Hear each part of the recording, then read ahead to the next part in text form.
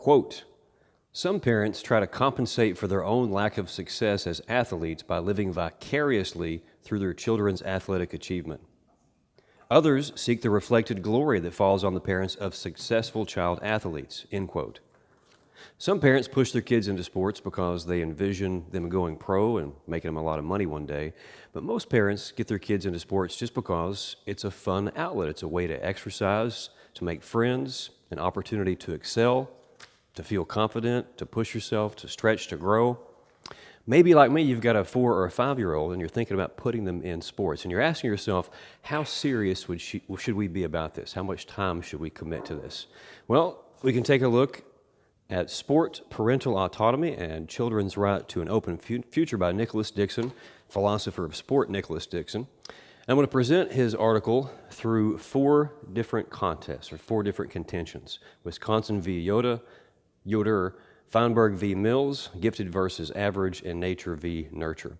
Wisconsin v. Yoder was a 1972 case where an Amish family had refused to send their children to school beyond the 8th grade.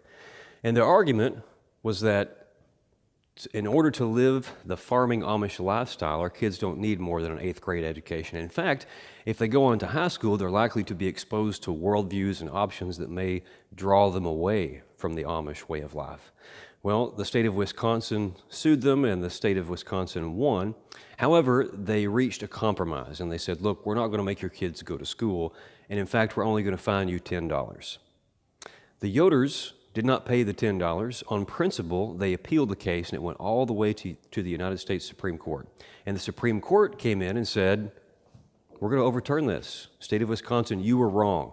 The right of parents to raise their children however they see fit, and especially in accordance with their religious traditions and cultural values, overrides the state's interest in protecting or educating, in particular educating children.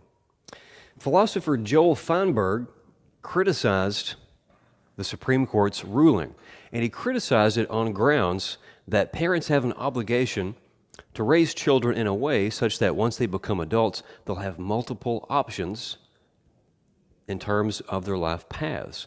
This is where we get this in the title, A Children's Right to an Open Future. Feinberg wanted it to be the case that kids are educated, that are exposed to enough information and reasoning skill such that they can make an informed decision once they become of age. They're fully rational, or at least rational enough to make important life decisions with long-term impacts. And he argued that Supreme Court, maybe it was okay in this case not to get too mad about the Yoders because they sent their kids through the 8th grade, but what if they'd said we're only going to send our kids through the 3rd grade? Or what if they'd said we refuse to send our kids to school whatsoever?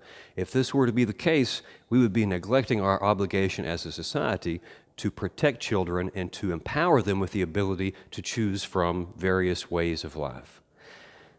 Philosopher Mills, not to be confused with John Stuart Mill, I believe this was Jessica Mills, criticized Feinberg. She said, look, Feinberg, you're kidding yourself if you think a life that dabbles in many different options is going to be fulfilling.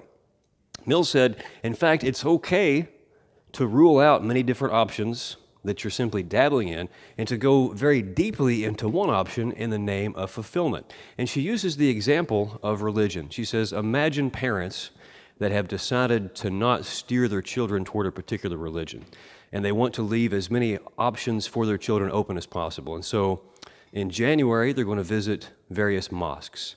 In February, they're going to visit various synagogues. In March, they're going to go to various churches. In April, Buddhist temples. And they'll repeat this, and they'll check out Zoroastrianism and Hinduism and all the different religions. Mills argues that the predictable result would be that the child would become an adult without any faith tradition whatsoever, that they would have been exposed and dabbling into so many different faith traditions that they wouldn't have latched on to any of them, wouldn't feel identity, or they wouldn't identify with any of them. And so this would backfire. Dixon argues that we don't have to resolve this tension between Feinberg and Mills in order to answer the question of how much time we should invest in sports for our children. Dixon argues that we can take lessons and insights from both of these arguments, and he argues that one of the most important things we need to ask ourselves when we're deciding how much time to spend on sports with our kids is just how good are they?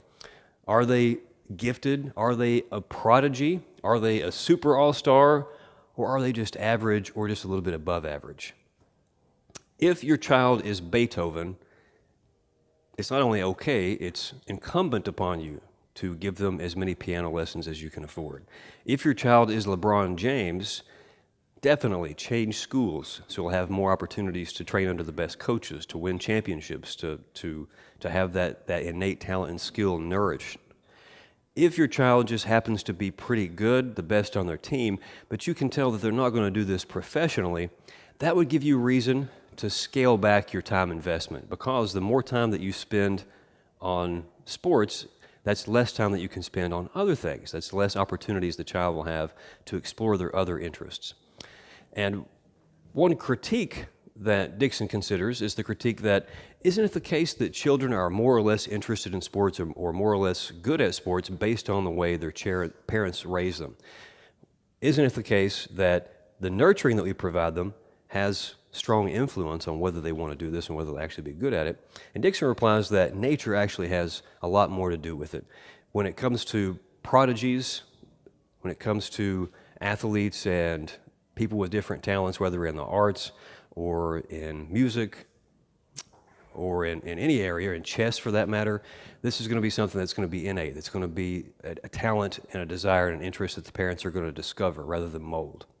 Now, in thinking about this argument and what I might have to contribute, I realized I'd actually written about this, but not in the context of children's sports, instead in the context of giving a little bit of coaching to adults, and especially adults at midlife. And this is from my book, You're the Fighter, Lessons from a Midlife Crisis Adventure. This is about the time that I decided to competitively box and kickbox before my 40th birthday. And in the very last chapter, near the end, I've got a relevant quote. Ethicist Rosalind Hursthouse once said, "We're in the happy position of there being more worthwhile things to do than could be fitted into one lifetime. I'm glad we have options, but man, wouldn't it be nice if that lifetime were a little longer? The good news is that our limited time forces us to choose wisely, and that we actually have enough time to choose widely as well. Some will tell you that the key to success is to focus exclusively on one thing. You don't become Muhammad Ali dabbling. But while Ali boxed to the exclusion of most everything else, consider Leonardo da Vinci, a master of art, engineering, architecture, and invention. I'd rather enjoy dozens of life's glorious options in depth than one option all the way down. You're free to disagree, but for my time, adventures plural are where it's at.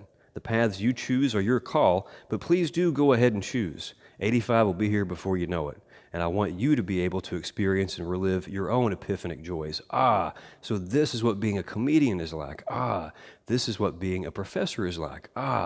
This is what being a fighter or a YouTuber or a pilot or an entrepreneur, whatever you want to do. Each of these started as a wish, a hope, a dream, but dreams are for suckers. We translate our dreams into goals and get on with it. Again, this was advice and is advice for folks approaching midlife and just adults in general. But as you can see, I would probably side more with Feinberg and having those various options open, and in fact, not just having them open, but being able to pursue them. Although at the same time, I do appreciate Mills' point that we can't simply dabble in multiple things. If we do, our distraction will be so divided that we won't actually accomplish anything fulfilling in any area. My advice, though, is to pursue several of these fairly deeply, but not to the exclusion of everything else. And as a parent, I would agree with Dixon that we do need to expose our children to different options and then figure out what their innate talents and interests truly are, such that they'll be in a better position to choose once they themselves become adults.